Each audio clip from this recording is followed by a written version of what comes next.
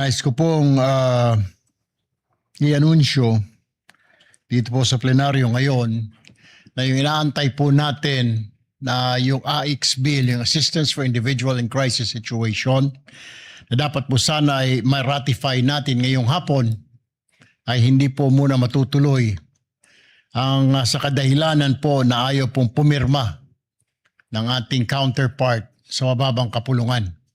Dahil po sa ilang probisyon at tila hindi po sila natutuwa doon po sa kasama sa probisyon na yon ng AICS, ang anti-EPAL section. Ibig sabihin po na dapat ang pagbibigay ng AICS o ayuda ay wala ng kasamang politiko o siya mismo ang nagbibigay ng ayuda sa mga tao na ang pondo ay galing sa DSWD. Na sa totoo lamang po ay hindi naman po pera ito ng politiko, ito po ay pera ng taong bayan. Ito po yata, Ginoong Pangulo, ang hindi po natutuwa ang ating mga kasamahan sa bababang kapulungan. Kaya ayaw po nilang pirmahan at kailangan pa daw pag-aralan. So ito na naman po tayo, matetenga po ang batas na ito.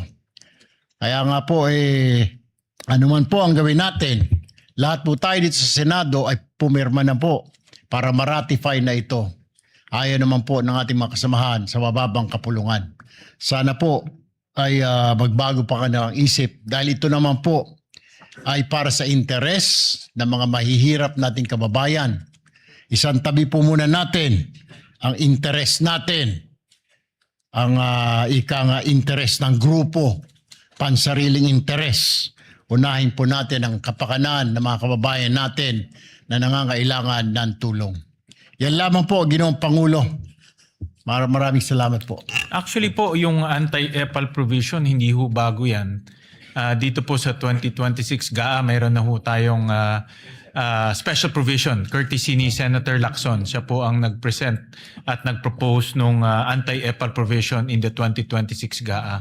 So itong pinapropose po ninyo ay in-institutionalize lang, no, itong anti-EPAL provision. So maganda ho mapag-usapan to sa mga susunod na BICAM conference meeting para mapag-usapan mabuti. Pero hindi ho ito bago at ito ay kasama po sa mga reformang in-implement ho natin dito sa 2026 GAA. Hindi po sila natutuwa, Ginoong Pangulo, na ito po ay ma-institutionalize o maging isang ganap na batas na pagbibigay ng ayuda dapat po ay wala ang mga politiko dahil ito na rin po ang hinihingi ng mga kababayan natin.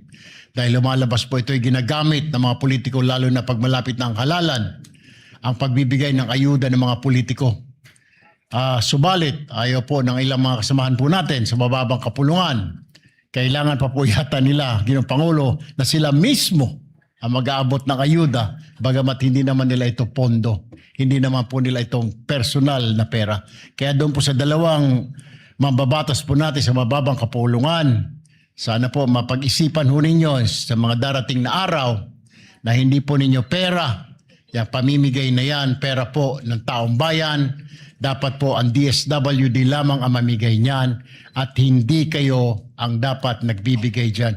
Kung yun ang inyong gusto, na pagmumukha ninyo ay makita ng sambayanan ang pagmumudmud ng pondo ng taong bayan, bahiya naman po kayo dahil hindi nyo po pera yan, pera po ng taong bayan.